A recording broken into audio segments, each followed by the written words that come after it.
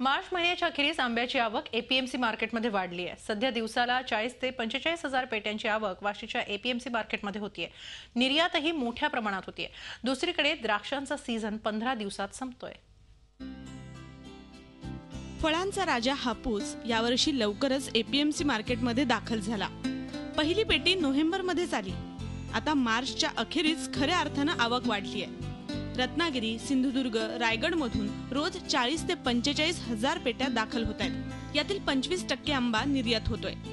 सद्यस्थितीत स्थानिक बाजारपेठेत हापूस आंब्याला 800 ते 2500 रुपये दर आहे।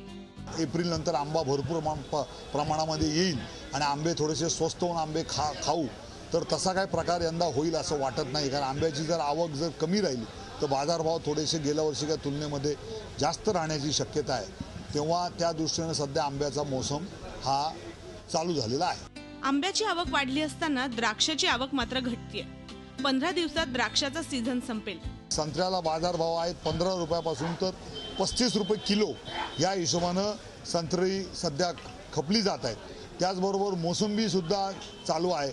मोसंबी सुद्धा 20 ते 25 गाड्यांची आवक चालू आहे आणि मोसंबीला बाजारभाव सुद्धा 8 डझनाची मोसंबी ही 500 रुपयापासून तर 1000 रुपये। उन्हाळा सुरू झाल्यावर आंब्याची ओढ असतेच, पण त्याचबरोबर संत्र्याचीही मजा काही औरच। विदर्भ, मराठवाड्यातून संत्री, मोसंबीची आवक सुरू झाली आहे। रोज 25 ते 40 गाड्या संत्री, 20 ते 25 गाड्या मोसंबी येते।